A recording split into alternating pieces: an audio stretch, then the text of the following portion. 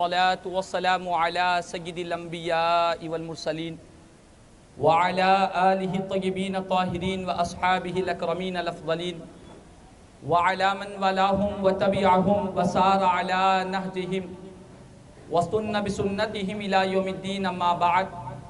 فقد قال الله تبارك وتعالى في شان عظمة حبيبه الكريم: أعوذ بالله من الشيطان الرجيم، بسم الله الرحمن الرحيم. إن الله وملائكته يصلون على النبي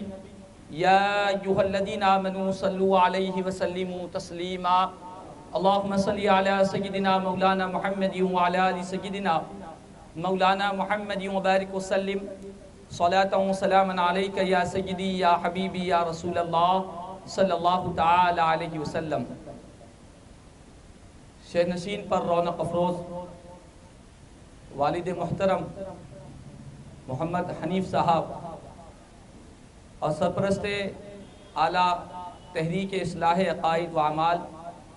سید شاہ محمد اشرف الحسینی صاحب تیغ برہنہ دامت برکاتہم العالیہ اور سید شاہ سعادت اللہ بخاری صاحب، حضرت علامہ مولانا سید معین الدین قادری شفیع صاحب خطیب مسجد حرا اور حضرت علامہ مولانا سید معین الدین قادری شفیع صاحب امام و خطیب مسجد مصطفیٰ اور دیگر معزز دانشوران قوم و ملت، معزز علماء کرام و معزز حاضرین، الحمدللہ آج کی اس مقدس نورانی محفل میں استاد محترم عالمی شہرت یافتہ عالم دین حضرت العلامہ مولانا مفتی سید ضیاء الدین نقشبندی صاحب، شیخ الفقہ جامع نظامیہ، بانی ابو الحسنات اسلامک ریسرچ سنٹر کا تشریف آوری ہو چکی ہے. میں استاد محترم کا دل کی گہرائیوں سے تمام حاضرین اور سامعین اور تحریک اصلاح عقائد و اعمال کے تمام ذمہ داروں کی طرف سے استاد محترم کا دل کی گہرائیوں سے استقبال کرتا ہوں اور ساتھ ہی تمام حضرات سے گزارش کرتا ہوں کہ آپ حضرات اطمینان کے ساتھ تشریف فرما ہو. استاد محترم کا بہت ہی ایمان افروز خطاب آپ کو سماعت کرنا ہوگا اور ساتھ ہی میں یہ بات بھی عرض کر دوں کہ استاد محترم کی صحت و تندرستی کے لیے آپ تمام سے میری گزارش ہے کہ آپ اپنی خصوصی دعاؤں میں استاد محترم کے لیے دعا فرمائیں کہ اللہ تبارک و تعالی آپ کو جسمانی روحانی صحت و تندرستی عطا فرمائے، کیونکہ آج کی اس مصروفیات میں جہاں دن رات دین اسلام کی خدمت میں آپ نے اپنے شب و روز کو لگا دیے گئے، اللہ اور اس کے رسول کے دین کی خدمت کے لیے اپنے آپ کو وقف کر دیا گئے، تو ایسے باعظمت علماء کرام، ایسی باعظمت شخصیتوں کا ہمارے درمیان میں ہونا یقیناً یہ ہمارے لیے بہت ہی قابل فخر بات ہے. وقت کی قلت ہے، مجھے بھی استاد محترم کا خطاب سماعت کرنا ہے. میں زیادہ وقت لیے بغیر اختصار کے ساتھ ماہ رمضان المبارک کے نام سے یہ جو تحریک اصلاح عقائد و اعمال کی جانب سے یہ عظیم الشان جلسہ منعقد کیا گیا ہے اس پر مختصر سی روشنی ڈالوں گا، اور جتنے لوگ اور جتنے اراکین اس تحریک اصلاح عقائد و اعمال کے لیے اور اس جلسے کو انعقاد کرنے کے لیے جتنے لوگوں نے محنتیں کی، قد و کاوشیں کی، یقیناً وہ تمام کے تمام، چاہے وہ بزرگ حضرات ہو چاہے وہ نوجوان ہو، ان تمام کو میں دل کی گہرائیوں سے مبارکباد پیش کرتا ہوں.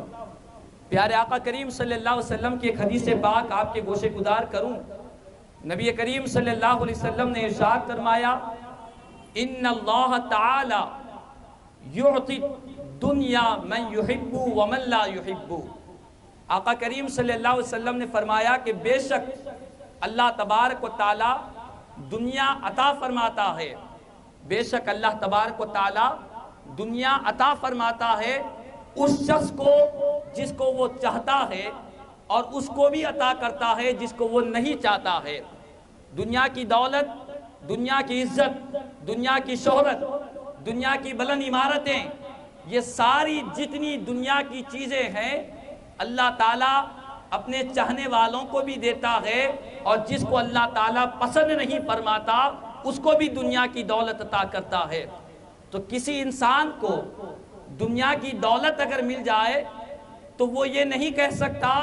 کہ میرا رب مجھ سے راضی ہے، خدا مجھ کو چاہتا ہے اسی لیے مجھے دنیا کی دولت دیا، دنیا کی عزت دیا، دنیا کی شہرت دیا۔ یہ کوئی شخص اس بات کا دعویٰ نہیں کر سکتا ہے، کیونکہ پیارے آقا نے فرمایا کہ اللہ تعالیٰ دنیا اپنے چاہنے والے بندے کو بھی دیتا ہے، اور جس کو نہیں چاہتا، جس سے رب ناراض ہے، اس کو بھی اللہ تعالیٰ دنیا عطا فرماتا ہے۔ تو باری تعالیٰ کس کو چاہتا ہے اسے کیا عطا فرماتا ہے، خصوصی تحفہ کیا ہوتا ہے۔ پیارے آقا کی بارگاہ میں رحمت للعالمین صلی اللہ علیہ وسلم نے فرمایا کہ سنو، وَلَٰكِن لَا يُعْتِ الدِّينَ إِلَّا مَن يُحِبُّ۔ آقا نے فرمایا کہ لوگوں، اللہ تعالیٰ اپنے چاہنے والے کو بھی دنیا دیتا ہے، جس کو نہیں چاہتا اس کو بھی دنیا دیتا ہے، لیکن آقا نے فرمایا ایک ایسی خاص بات ہے کہ جو صرف اللہ تعالیٰ اپنے چاہنے والے کو ہی عطا کرتا ہے، اپنے پسندیدہ بندے ہی کو دیتا ہے، اپنے محبوب بندے ہی کو وہ دولت عطا کرتا ہے۔ آخر وہ کون سی دولت ہے جو اللہ تعالیٰ صرف اپنے چاہنے والے بندے کو دیتا ہے؟ تو آقا فرماتے ہیں کہ لوگوں، دین کی دولت، دین کی محبت کی دولت، دین کی خدمت کی دولت، دین سے پیار کی دولت، یہ وہ دولت ہے اللہ تعالیٰ صرف اپنے محبوب بندوں ہی کو عطا کرتا ہے، اپنے پیارے بندوں ہی کو دیتا ہے، جس کو چاہتا ہے اسی کو دین کی محبت اور دین کا پیار اللہ تعالیٰ عطا فرماتا ہے۔ تو معلوم یہ ہوا کہ اگر آج ہمارے سینوں میں دین کی محبت ہے، دین پر مر مٹنے کا جذبہ ہے، دین کی تعلیمات کو عام کرنے کا جذبہ ہے، دین کے لیے جینے اور مرنے کا جذبہ ہے، تو سمجھ جانا چاہیے کہ خالق کائنات ہم سے محبت کر رہا ہے، رب تعالی ہم سے پیار کر رہا ہے، اسی لیے دین کی دولت عطا فرما رہا ہے۔ تو دین کی دولت یہ کوئی معمولی دولت نہیں ہے، اللہ تعالیٰ اپنے چاہنے والے بندوں کو ہی عطا کرتا ہے۔ جس کو خدا پیار کرتا ہے اس کو تحفہ کوئی دینا چاہتا ہے تو اس کو دین کی دولت عطا کرتا ہے۔ ہم کسی بچے کو چاہتے ہیں، کسی لڑکے کو چاہتے ہیں، اپنی اولاد کو چاہتے ہیں، تو بچوں کی چاہت پر ان کے لیے مٹھائیاں دی جاتی ہے، بچوں کی چاہت پر چاکلیٹ دیے جاتے ہیں، کھلونے دیے جاتے ہیں۔ ہم کسی کو چاہتے ہیں،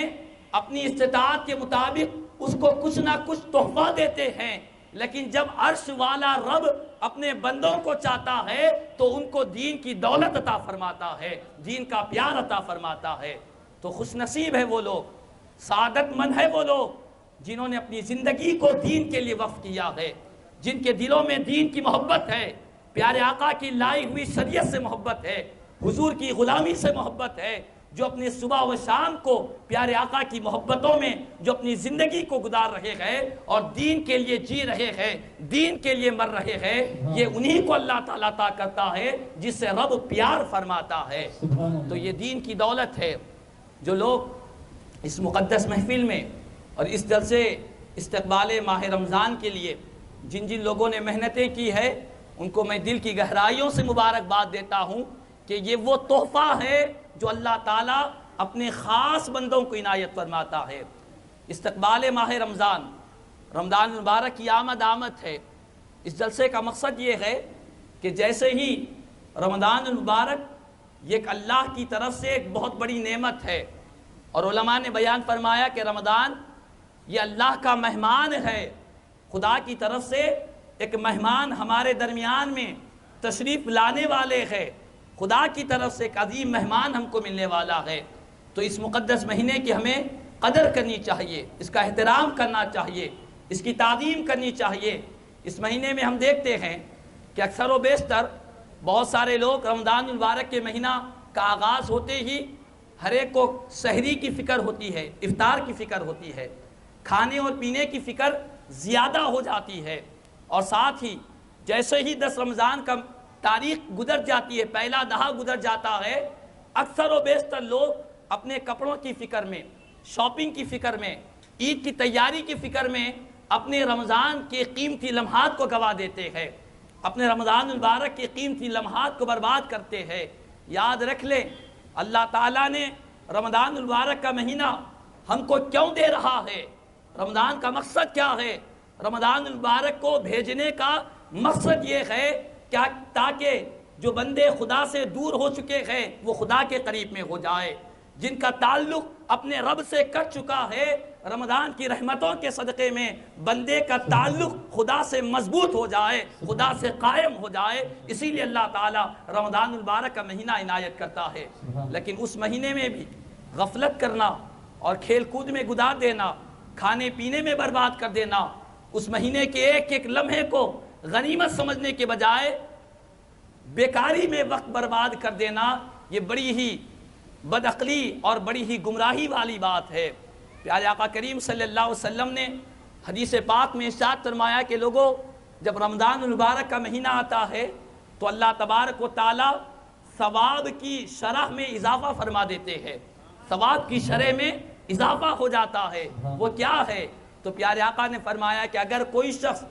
رمضان المبارک کے مہینے میں نفل نماز پڑھتا ہے، نفل نماز پڑھتا ہے تو نفل پڑھنے والے کو اللہ تعالیٰ فرض نماز کا ثواب عطا فرماتے ہیں، اور جو شخص رمضان المبارک کے مہینے میں ثواب فرض نماز پڑھتا ہے، فرض نماز ادا کرتا ہے تو اللہ تعالیٰ اس کو 70 فرض نمازوں کا ثواب عطا فرماتے ہیں۔ تو ثواب کی شرح میں اضافہ ہو جاتا ہے تاکہ خدا کے بندے اللہ کی عبادت و بندگی کر کر اپنی زندگیوں کے اندر انقلاب پیدا کرے۔ نماز وہی ہے، نماز وہی ہے جو نماز ہم آج پڑھ رہے ہیں، نماز وہی ہے، عمل وہی ہے، لیکن وقت بدل جانے سے، رمضان کی برکتیں آنے کی وجہ سے اسی نماز پر اللہ تعالیٰ ثواب میں اضافہ فرما دیتے ہیں۔ تو یہ مہینہ ثواب کی شرح میں اضافہ ہونے والا مہینہ ہے، تو اس مہینے کے لیے ہمیں تیاری کرنی چاہیے۔ یہ اللہ کی نعمت ہے لوگوں، اس کو یوں ہی ضائع نہ کرے، ایک ایک لمحے کو غنیمت سمجھے۔ اللہ کی جو نعمتوں کی قدر کرتے ہیں، قرآن کریم میں اللہ تبارک و تعالیٰ نے ارشاد فرمایا لَإِن شَكَرْتُمْ لَأَزِيدَنَّكُمْ وَلَإِن كَفَرْتُمْ إِنَّ عَذَابِي لَشَدِيدٌ۔ اللہ تبارک و تعالیٰ نے قرآن کریم میں ارشاد فرمایا کہ لوگوں، اگر تم میری نعمتوں کی قدر کرو گے، میری نعمتوں کا شکر ادا کرو گے۔ خدا کی نعمتوں کا شکر کیا ہے؟ شکر یہی نہیں کہ زبان سے ہم کہے کہ مولا تیرا شکر ہے،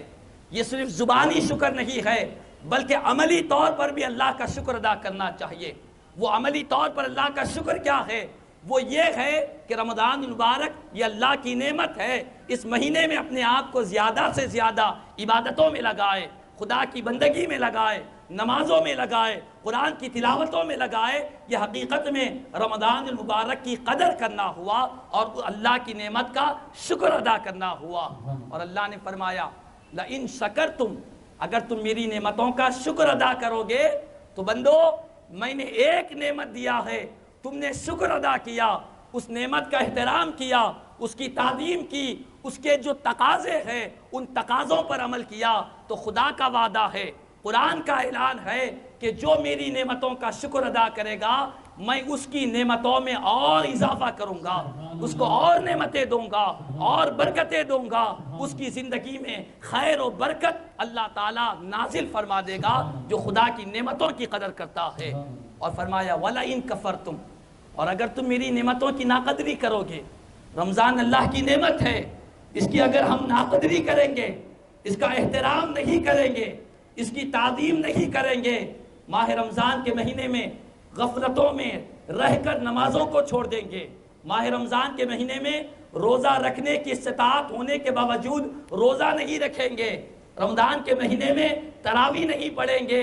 اور خدا کی اس نعمت کی قدر نہیں کریں گے، تو اللہ نے فرمایا وَلَئِن كَفَرْتُمْ، اور اگر تم میری نعمت کی ناقدری کرو گے، ناشکری کرو گے، إِنَّ عَذَابِي لَشَدِيدٌ، یاد رکھ لینا میری نعمتوں کی ناقدری کرنے والوں، میری نعمتوں کا احترام نہ کرنے والوں، بے شک میرا عذاب بڑا سخت عذاب ہے جو تمہاری زندگیوں کو برباد کر دے گا، زندگیوں کے چین و سکون کو ختم کر دے گا۔ تو ضرورت اسی بات کی ہے، قرآن یہ واضح طور پر فرما رہا ہے کہ خدا کی نعمتوں کی قدر کرے۔ آج اللہ تعالی ہم کو رمضان کا مہینہ عنایت کر رہا ہے، کتنے لوگ ایسے ہیں، کتنے لوگ ایسے ہیں کہ جو رمضان کے مہینے کا انتظار کرتے کرتے اپنی قبروں میں جا پہنچے، ان کے جسموں سے روح پرواز ہو گئی۔ آج وہ رمضان کی ساعتوں سے، اس کی برکتوں سے، اس کی مغفرتوں سے آج محروم ہے، جو اپنی قبروں میں آرام کر رہے ہیں۔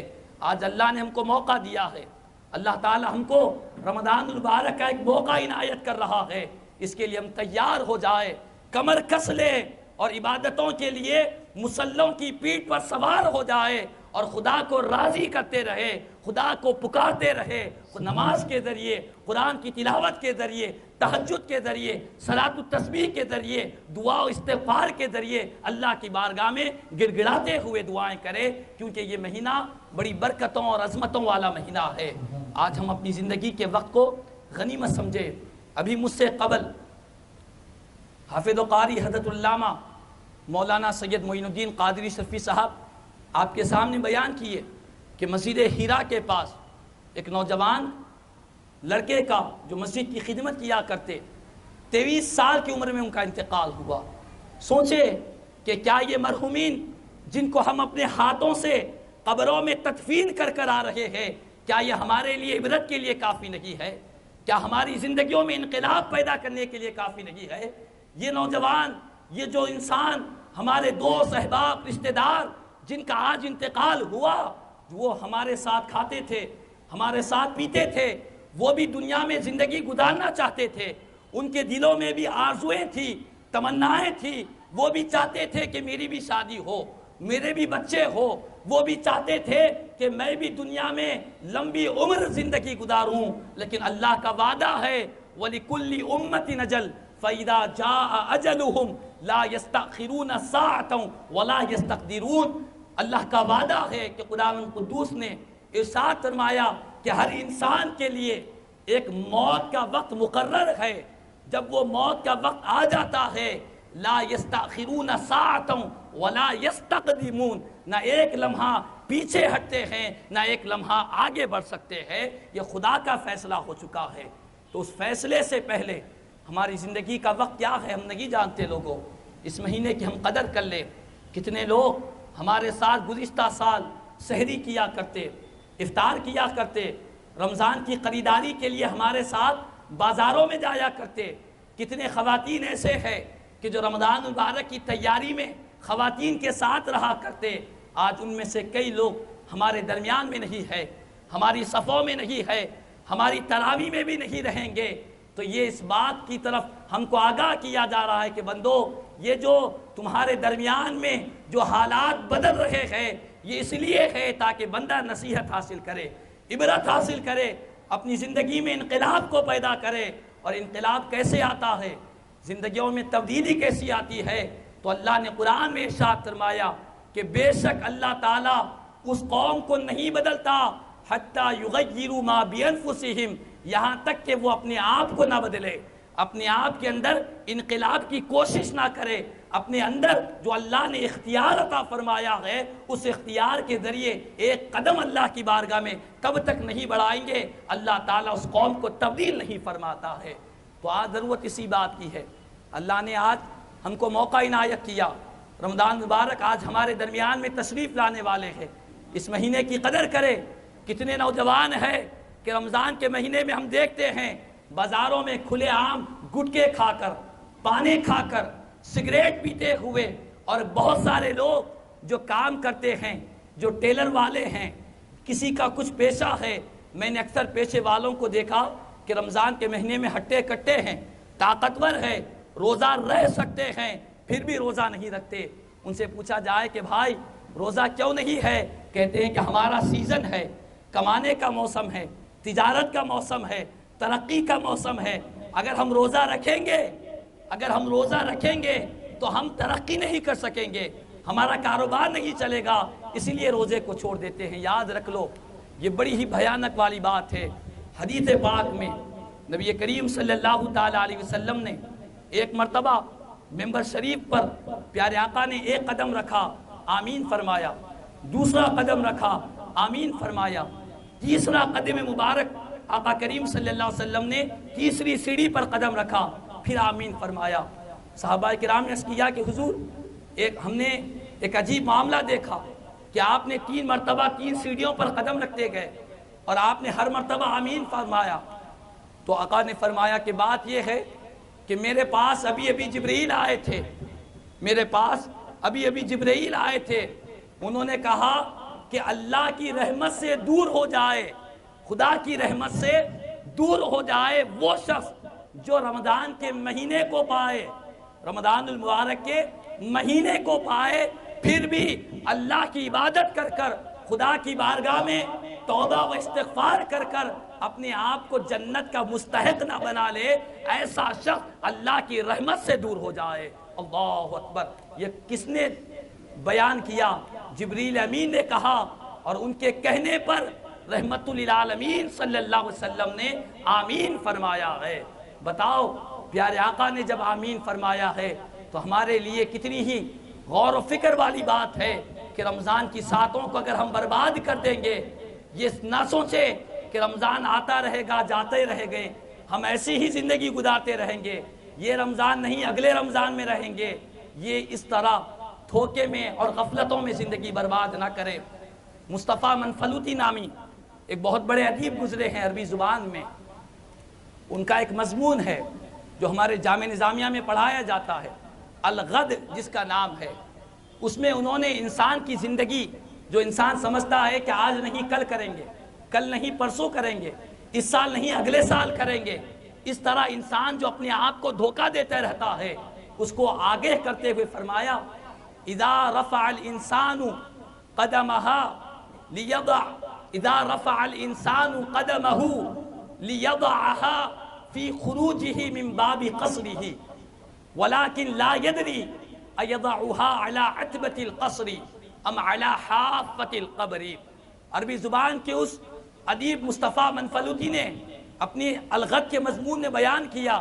کہ جب انسان اپنے قدم کو اٹھاتا ہے، اپنے قدم کو اٹھاتا ہے تاکہ اس قدم کو وہ اپنے گھر کی دہلیز پر رکھے، اپنے گھر کی دہلیز پر قدم کو رکھے،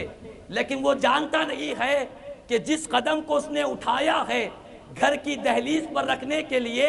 اس کا وہ قدم گھر کی دہلیز پر پڑے گا یا قبر کے گڑھے میں اس کا قدم جائے گا. انسان جانتا نہیں ہے، وہ غفلت کا شکار ہے. ایک قدم کو اٹھا کر دوسرا قدم رکھنے تک انسان کی زندگی کی کوئی گارنٹی نہیں ہے، کوئی ضمانت نہیں ہے. اتنی مختصر سی زندگی کے لیے انسان آج رمضان المبارک جیسے مقدس مہینے کی رحمتوں اور برکتوں سے محروم ہو رہا ہے. تو پیارے آقا کریم صلی اللہ علیہ وسلم نے ارشاد فرمایا کہ لوگوں رمضان کی قدر کرو. اور یہی نہیں، مصطفیٰ منفلوطی نے یہ بھی بیان کیا کہ لبست اثوابی فی الصباح ولا الزال البسها حتی الان، کہ لوگوں صبح کے وقت میں نے اپنے کپڑوں کو پہنا،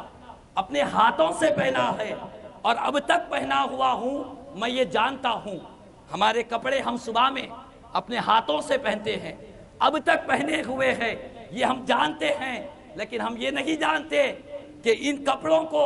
ہم اپنے ہاتھ سے اتاریں گے یا غسال کا ہاتھ ہمارے کپڑوں کو اتارے گا، ہم یہ نہیں جانتے ہیں. اللہ اکبر. لباس پہن کر لباس اتارنے کا بھروسہ نہیں ہے، لباس کو پہن کر لباس کو اپنے ہاتھوں سے اتارنے کی گارنٹی اور ضمانت نہیں ہے. ایسی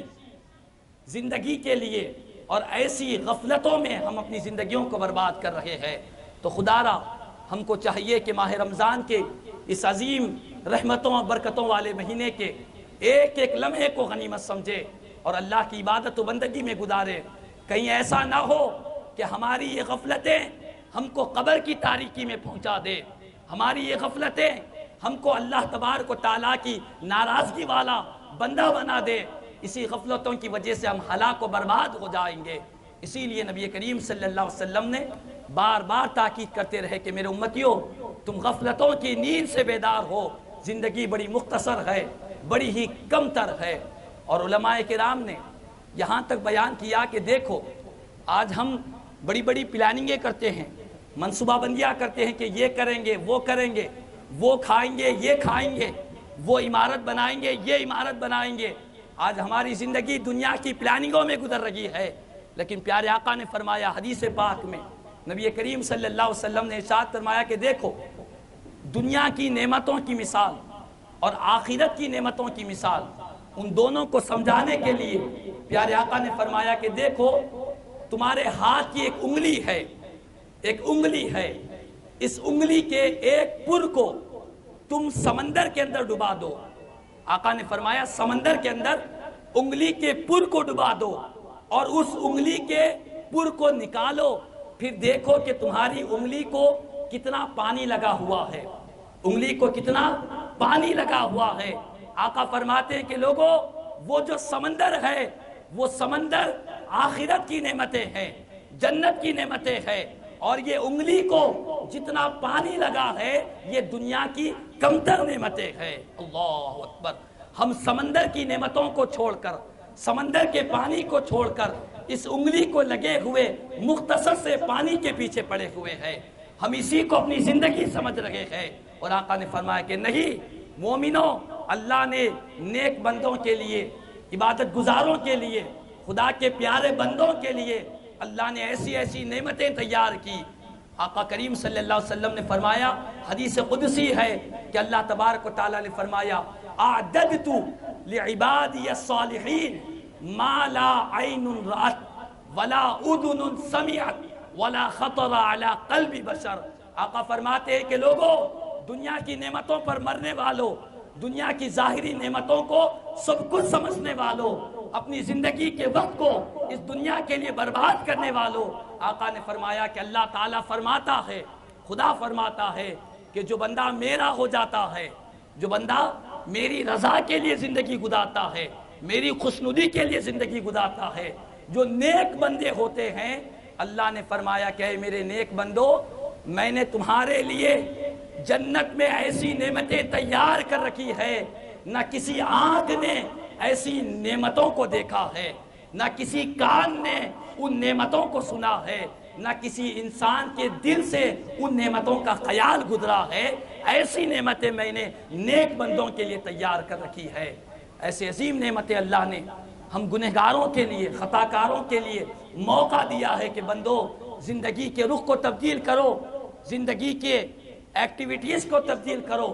زندگی کے اندر جو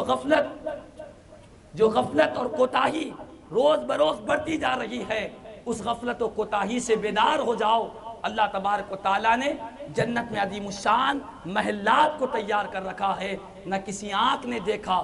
نہ کسی کان نے سنا، نہ کسی انسان کے دل پر سے وہ خیال گزرا۔ تو خلاصہ کلام یہ ہے کہ آج تحریک اصلاح قائد اعمال کی جانب سے جلسہ استقبال ماہ رمضان منانے کا مقصد یہی ہے کہ اس نعمت کے لیے جو اللہ تعالیٰ ہم کو عنایت کر رہا ہے،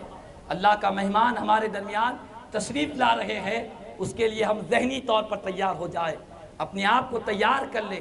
شاپنگوں میں وقت برباد نہ کرے، کھانے پینے میں وقت کو برباد نہ کرے، اللہ کی عبادت و بندگی میں، پیارے آقا کی غلامی میں زندگی گزارے۔ اور انشاءاللہ تبارک و تعالی مزید خطاب استاد محترم حضرت علامہ مولانا مفتی سید ضیاء الدین نقشبندی صاحب، شیخ الفقہ جامع الدانی میاں بانی ابو الحسنات اسلامک ریسرچ سینٹر کا ایمان افروز خطاب آپ کو سننا ہے، مجھے بھی استاد محترم کا خطاب سننا ہے۔ اللہ تبارک و تعالیٰ سے دعا ہے، اللہ تبارک و تعالیٰ جتنے معزز مہمان آج ہمارے درمیان میں تشریف فرما ہے، مولا ہم تمام کو رمضان المبارک کی تمام رحمتوں، برکتوں، سعادتوں سے مالا مال فرمائے۔ مولا تبارک و تعالیٰ استاد محترم جو اپنی گناہ و مصروفیت کے باوجود آج ہمارے درمیان تشریف فرما ہے، استاد محترم کی صحت میں، عمر میں، رزق میں اللہ تعالیٰ بے پناہ برکتیں عطا فرمائے۔ جتنے حاضرین ہیں، سامعین ہیں، مولا ماہ رمضان کے مہینے کو حاصل کرنے اور اس مقدس میں داخل ہونے اور اس مقدس مہینے کی نعمتوں کو سمجھنے اور اس پر عمل کرنے کی توفیق عطا فرمائے۔ کہنے سننے سے زیادہ مجھے اور ہم تمام کو عمل کی توفیق عطا فرمائے۔ آمین ثم آمین۔ الحمدللہ رب العالمین۔